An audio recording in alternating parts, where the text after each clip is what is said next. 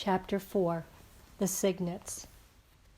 During the night, the swan thought she heard a piping sound from the eggs, and in the hour just before dawn, she was sure she felt a slight movement under her breast, as though a tiny body were wiggling there. Perhaps the eggs at last were hatching. Eggs, of course, can't wiggle, so the swan decided she must have something under her that wasn't an egg. She sat perfectly still, listening and waiting. The cob floated nearby, keeping watch. A little swan enclosed in an egg has a hard time getting out. It never would get out if nature had not provided it with two important things, a powerful neck muscle and a small dagger tooth on the tip of its bill. This tooth is sharp, and the baby swan uses it to pick a hole in the tough shell of the egg. Once the hole is made, the rest is easy. The cygnet can breathe now, and it just keeps wiggling until it wiggles free. The cob was expecting to become a father any minute now. The idea of fatherhood made him feel poetical and proud. He began to talk to his wife. "Here I glide swan-like," he said, "while earth is bathed in wonder and beauty. Now, slowly, the light of day comes onto the sky. A mist hangs low over the pond. The mist rises slowly, like steam from a kettle, while I glide swan-like, while eggs hatch, while young swans come into existence. I glide and glide. The light strengthens. The air becomes warmer. Gradually, the mist disappears. I glide, swan-like. Birds sing their early song.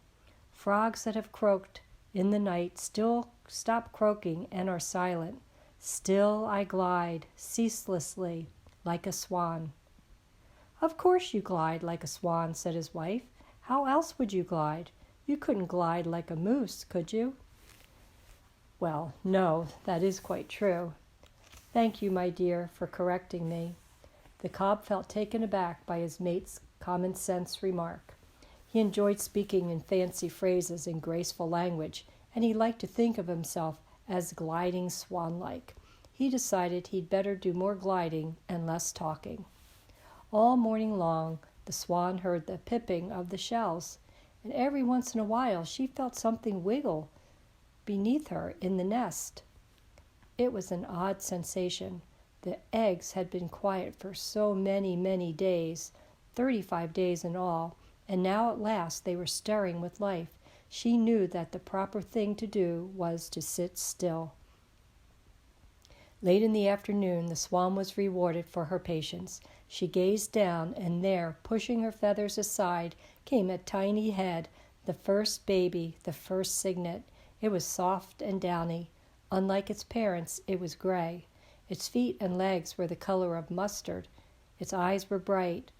On unsteady legs, it pushed its way up until it stood beside its mother, looking around at the world it was seeing for the first time. Its mother spoke softly to it, and it was glad to hear her voice. It was glad to breathe the air after being cooped up so long inside an egg. The cob, who had been watching intently all day, saw the little head appear. His heart leaped up with joy. "A cygnet!" he cried. "A cygnet at last! I am a father, with all the pleasant duties and awesome responsibilities of fatherhood. Oh, blessed little son of mine, how good it is to see your face peering through the protecting feathers of your mother's breast, under these fair skies, with the pond so quiet and peaceful in the long light of afternoon." "What makes you think it's a son?" inquired his wife. "For all you know, it's a daughter. Anyway, it's a cygnet, and it's alive and healthy. I can feel others under me, too. Perhaps we'll get a good hatch. We may even get all 5. We'll know by tomorrow." "I have every confidence that we will," said the cob. Next morning, very early, Sam Beaver crawled out of his bunk while his father was still asleep. Sam dressed and lit a fire in the stove. He fried a few strips of bacon, toasted 2 slices of bread, poured a glass of milk, and sat down and ate breakfast. When he was through, he found a pencil and paper and wrote a note. "I've gone for a walk. We'll be back for lunch." Sam left the note where his father would find it. Then he took his field glasses and his compass, fastened his hunting knife to his belt, and set out through the woods and over the swamp to the pond where the swans lived. He approached the pond cautiously, his field glasses slung over his shoulder. It was still only a little after 7 o'clock. The sun was pale, the air was chill. The morning smelled delicious. When he reached his log, Sam sat down and adjusted his glasses. Seen through the glasses, the nesting swan appeared to be only a few feet away. She was sitting very close, not moving. The cob was nearby. Both birds were listening and waiting. Both birds saw Sam, but they didn't mind his being there. In fact, they rather liked it. They were surprised at the field glasses, though. "The boy seems to have very big eyes today," whispered the cob. "His eyes are enormous." "I think those big eyes are actually a pair of field glasses," replied the swan. "I'm not sure, but I think that when a person looks through field glasses, everything appears closer and bigger." "Will the boy's glasses make me appear even larger than I am?" asked the cob hopefully. "I think so," said the swan. "Oh, well, I like that," said the cob. "I like that very much. Perhaps the boy's glasses will make me appear not only larger than I am, but even more graceful than I am. Do you think so?" "It's possible," said his wife, "but it's not likely. You'd better not get too graceful. It might go to your head. You're quite a vain bird." "All swans are vain," said the cob. "It is right for swans to feel proud, graceful. That's what swans are for." Sam could not make out what the swans were saying. He merely knew they were having a conversation, and just hearing them talk stirred his blood. It satisfied him to be keeping company with these two great birds in the wilderness. He was perfectly happy. In mid-morning, when the sun had gained the sky, Sam lifted his glasses again and focused them on the nest. At last he saw what he had come to see, a tiny head thrusting through the mother's feathers, the head of a baby trumpeter.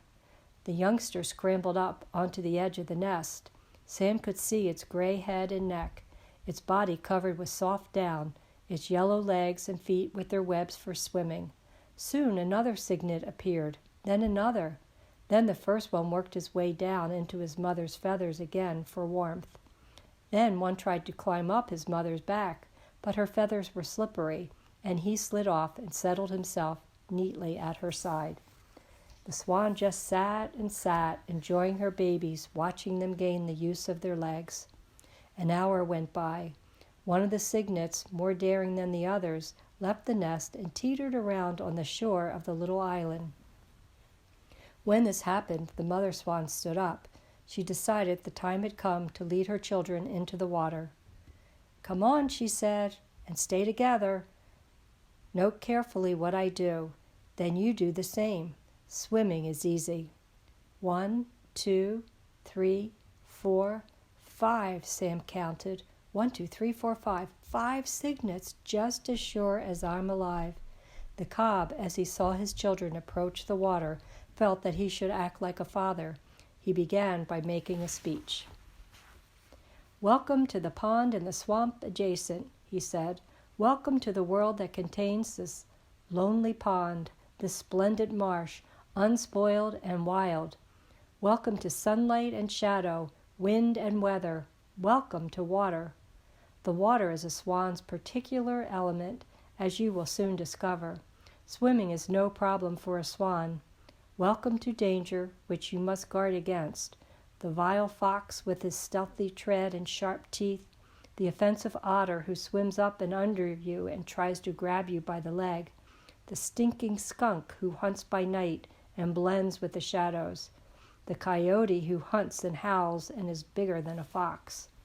Beware of lead pellets that lie on the bottom of all ponds, left there by the guns of hunters. Don't eat them, they'll poison you. Be vigilant, be strong, be brave, be graceful, and always follow me. I will go first, then you will come along in single file, and your devoted mother will bring up the rear. Enter the water quietly and confidently." The mother swan, glad the speech was over, stepped into the water and called her little ones. The cygnets gazed for a second at the water, then tottered forward, gave a jump, and were afloat. The water felt good. Swimming was simple, nothing to it. The water was good to drink. Each baby dipped up a mouthful. Their happy father arched his long, graceful neck over and around them protectively. Then he set off very slowly, with the cygnets following along in single file. Their mother brought up the rear. "What a sight," Sam said to himself. "What a terrific sight! 7 trumpeters all in line, 5 of them just out of the egg. This is my lucky day." He hardly noticed how stiff he had become from sitting so long on the log. Like all fathers, the cob wanted to show off his children to somebody, so he led the cygnets to where Sam was. They all stepped out of the water and stood in front of the boy, all but the mother swan. She stayed behind. "Coho!" said the cob. "Hello," said Sam, who hadn't expected anything like this and hardly dared breathe. The first cygnet looked at Sam and said, "Beep." The second cygnet looked at Sam and said, "Beep." The third cygnet greeted Sam the same way. So did the fourth. The fifth cygnet was different. He opened his mouth but didn't say anything. He made an effort to say beep, but no sound came. So instead, he stuck his little neck out, took hold of one of Sam's shoelaces, and gave it a pull. He tugged at the lace for a moment. It came untied. Then he let it go. It was like a greeting. Sam grinned. The cob now looked worried. He ran his long, white neck between the cygnets and the boy and guided the babies back to the water and to their mother. "Follow me," said the cob, and he led them off, full of grace and bursting with pride. When the mother thought her young ones had had enough swimming and might be chilly, she stepped out onto a sandy shore and squatted down and called them. They quickly followed her out of the pond and burrowed down under her feathers to get warm. In a moment there wasn't a cygnet in sight. At noon, Sam got up and walked back to camp, his mind full of what he had seen. Next day, he and his father heard Shorty's motor in the sky and saw the plane approaching. They grabbed their duffel bags. "Goodbye, camp. See you in the fall," said Mr. Beaver as he shut the door and gave it a pat. He and Sam climbed into the plane and were soon aloft on their way home to Montana. Mr. Beaver did not know that his son had seen a trumpeter swan bring off her young ones. Sam kept the matter to himself. "If I live to be 100 years old," thought Sam, "I'll never forget what it feels like to have my shoelace pulled by a baby swan." Sam and his father were late arriving home at the ranch, but late as it was, Sam got out his diary before he turned in for the night. He wrote, "There are 5 cygnets. They are sort of a dirty brownish-gray color, but very cute. Their legs are yellow like mustard. The old cob led them right up to me. I wasn't expecting this, but I kept very still. 4 of the babies said beep. The 5th one tried to, but he couldn't. He took hold of my shoelace as though it was a worm and gave it a tug and untied it. I wonder what I'm going to be when I grow up." He switched off the light, pulled the sheet up over his head, and fell asleep, wondering what he was going to be when he grew up.